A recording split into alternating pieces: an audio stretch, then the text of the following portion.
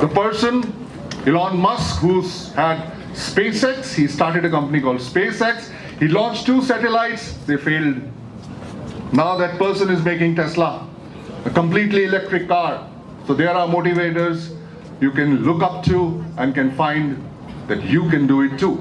So Alpha is a very motivating film about a person put in circumstances beyond his control and how he overcomes that. And eventually he comes out as a winner. Another film that I would like to suggest to you, has anyone seen a film called Searching? I'm not talking of the classic films, I'm talking of the latest film. People say the current cinema is not happening. I totally disagree with them. Actually, I disagree with certain points of my earlier speakers also, but that's besides the point. There was, this film is a great example of a father finding her missing girl through social media. So if you see this film, you will come to know how to use social media in its entirety. It is like a platform where you take a train and go anywhere. Social media is a platform like that. So coming to the third step towards leadership is that when you start up, you do a startup, you work with people, the atmosphere should be motivating. A leader always not necessarily leading. Leader not always necessarily saying. Leader is also listening.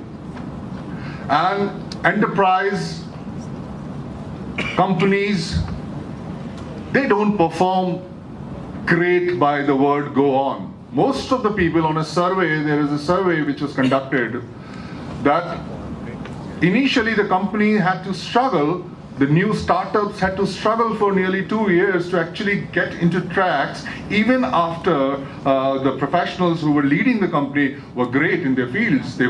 But they had to struggle. Even Apple, Steve Jobs had his problems. Elon Musk is still facing a problem. The fine has been levied on him for this Tesla thing.